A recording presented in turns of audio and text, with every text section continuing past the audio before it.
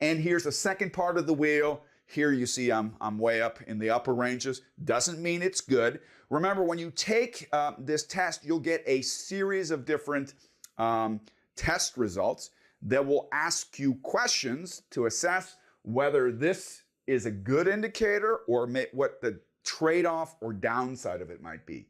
Here, once again, an example of the Ipsitive. You can see the difference between this one right here. The first part of the wheel, there's quite a big divergence, but when you come to the second half of the wheel, and you can also indicate if both Ipsitive and normative are close to one another, it gives you a kind of indication this is where you might want to put some of your focus, right? Once again, all outliers, anything that's a little bit more extreme, are not necessarily red flags, but they are a flag, okay? So we have to put some kind of flag here. Well, let's put a blue flag, right? So this would be our blue flag. If I'm gonna have a conversation with somebody, I wouldn't go in there and say, hey, I've got Rico Nelly here. Nelly, what the hell's wrong with you?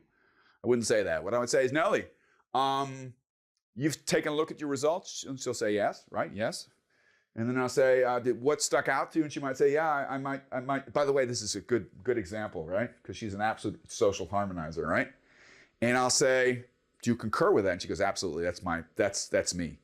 I say, well, it's way above the norm. And she might say, yes. I say, are there certain conditions where you feel that this is really important? And she might say, yes. And then she'll give me examples.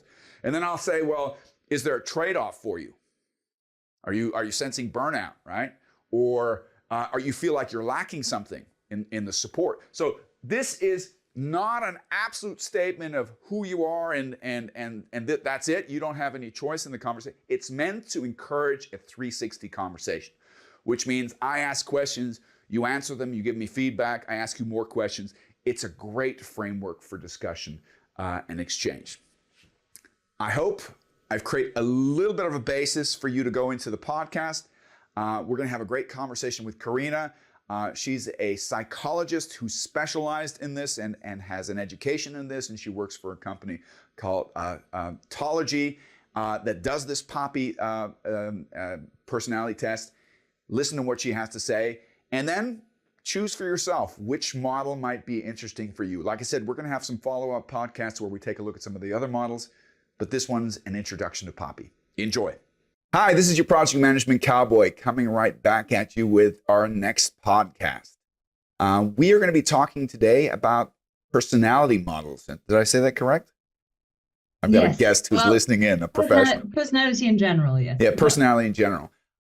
Which means I'm sure you're familiar. There's different types out there. I've been told there's somewhere up to 20 out there.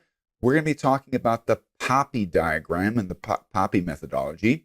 And I've got a sensational guest who's an expert in this area, a psychologist in the area, Mrs. Karina Olivier. Did I say it correctly? Yes. Okay, great. Purpose of this podcast will kind of be to delve into the subject matter. If you're a leader and you've got a team out there, or you're an HR person and you're trying to recruit people, one of the things that we're always tempted to doing is seeing, is there some kind of framework that we can use to quickly assess people and create a grounds for discussion, and also know where their potential development might lead. So let's jump right in.